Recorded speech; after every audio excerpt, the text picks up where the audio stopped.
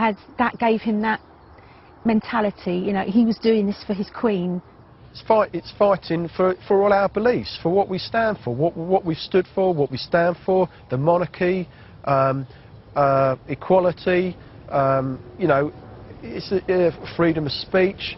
You know, the terrorists, they want to come here and they want to just make our country, you know, terrified to do anything. We can't do this, we can't do that, we're going to get bombed if we go do this, we're going to get bombed do that, or we better not. You know, they just want to, and he wanted to fight against that. He didn't, you know, he didn't want our country turned into a terrified state. These are a few of the letters that we had when we lost Ben. We had a letter from the Duchess Sarah Ferguson. This was the card that she sent. It was hand-delivered by her valet. It's a card that she'd made, and then she'd stuck just like a little saying in there. Love is like the sun coming out of the clouds and warming your soul. And that really did mean a lot to us. You would never know that was a royal, to be honest. It was just like a normal, everyday person's writing to us. And I think it's nice. It should be made known that, you know, they're only human after all. I'll just try and find... What do you mean with... They're normal people. Unfortunately, they're born into the life that they're born into. Nothing they can do to stop that. I'm just trying to see if this is the one from Tony Blair. Yeah, this is the one we got from Tony Blair. Got a wet patch on that one. I think it was him crying. So we said... You should know that Ben was hugely respected and liked by all who worked with him. He was an outstanding Marine. He will be greatly missed. His country can be very proud of him. With once again my profound sympathy, yours sincerely, Tony Blair. And that was nice. That was a nice thing for him to write to us. Again... tell me about the coat, please. This coat. This is Ben's. He bought it probably a couple of years ago. Just before, I think he bought it actually just before he went into the Marines. I'm afraid I live in this because I love this coat, because it's nice and warm, and it reminds me of my boy. And obviously it's got his Spurs badge on there, can't forget that. It's just nice because you've got that link, that last little link left of him. The only thing I regret is that I didn't get a lock of his hair when we went to see him at the funeral parlour. And as I was looking at him, the funeral lady was there with us, Leslie, and I said, he's got a little bit of a scar. She said, oh, maybe that's a cut from shaving. I said, no. That's not. And I said, is that where the bullet hit him? And she said, yes. We just kissed him and wished him on his way. And we also gave him a rose, kissed it and put it in his hands, along with his teddy bear that he had from baby, and some pictures of us as a family that he could take with him. As I said to you, he was my rock and my friend. I've lost that now. It's that pain of never seeing him again. It's that missing the cuddle of him. I just give anything in my life just to have that one last cuddle with him and tell him I love him. And I'm so proud of him. I never got to tell him that. And that's the one thing that eats away at me. I wish I'd told him on that day when we took him back to Bryce that I'm so proud of him.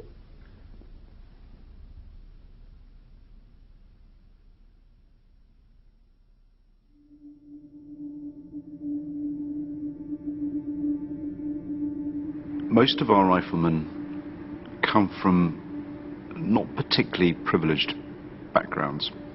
So your average rifleman will come from probably an inner city, probably an inner city sink estate. He's probably got a reading age of about 13, 14, sometimes not even that high. He's probably got friends who are operating on the edge of the law and may himself have had some scuffles with the law. Most of them are about 17, 18 when they go into training, and most of them will be in a battalion by the age of 18 or 19, if not younger. And what's really remarkable is, despite that unpromising start in life, what they deliver, the way that they perform under pressure and in dangerous circumstances is just phenomenal.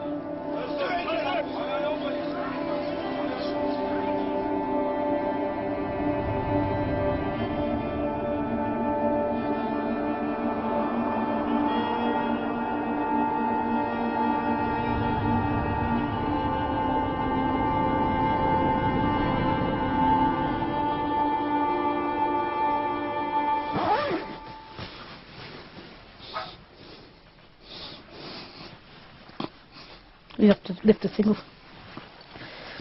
Do you mind? No. You have to lift it right up. What does it say at the top? The rifles, then it's got his bugle, then it's got fallen hero, because that's what he was. When did you get that done? About 3 weeks ago. Tell me about living around here. What's it like? Years ago it used to be a rough estate. Now it's quieted down a lot. Really? A lot. You used to have drug on the estate and everything. And that's why I went in the army. But it's all quiet now. Didn't want to get into any bother. I couldn't get it. There's nothing for the kids to do. You couldn't get a decent job. No? There's no work around here now. There's no work for the kids around here at all. He got a job up Tesco when he first left school. He was a janitor cleaning toilets and that. Putting toilet rolls in, he says, that's not for me. Then he lazed about on the couch for a few weeks. And you shouted at him, didn't you? Want to get up and get yourself a job. When you know him, I went down the army and come back with some forms. Joined up. Not to sign the papers, not it. And how old was he then? 17, wasn't he? 17. 17. Then he went over Iraq on 3rd of January this year, last year, for 3 months. Then he come home. He only had 4 days leave, and then he was back again. Then he got killed in 3 days, wasn't it? 3 days he got killed. And how old was he then? 18. Do you know much about what happened? Yeah. Sniper killed him. And his mate what went in first, he got 3 fingers shot off. And then he went in. He got shot in the head. Straight through his helmet and all. But it went straight through his helmet. Straight through his head. That's when he had his dad's suit on his school prom. Now, doesn't that remind you of young Tom Cruise? He was 16 on there. We got him in a stripper gown for his 18th. He knocked a couple of his shorts down him. And he enjoyed himself. What was his 18th like for you? I can't remember because I was as drunk as him.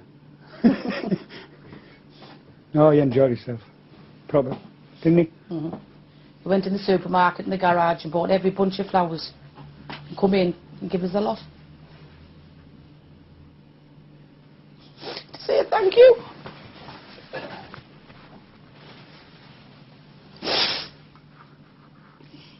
Bought you all the flowers in the supermarket? Mm-hmm. Bought the lot out. About 20 bunches he come in with. Just so proud of him. He's a big miss. I used to always go on the drink with him every time he come home. Come on, Mum, we're going to have a bevy, he says. He was like a lag in the Jack Daniels for a chaser. So, now and again, I have one of them for him.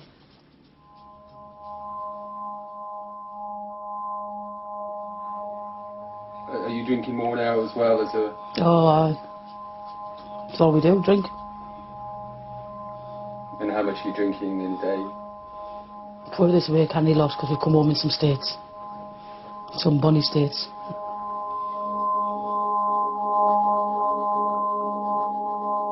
It helps you forgetting that, things like that.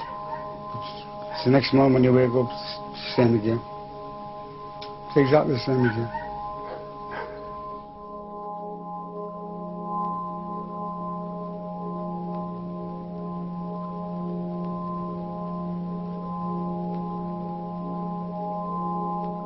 End of the story. I lost my fucking Ben and I loved him a bit. He's my baby. He fucking right, you know. Right. He's my baby. He's kisses on the cheek and everything. Dad, I love you. How the fuck, what the fucking, and I lost him.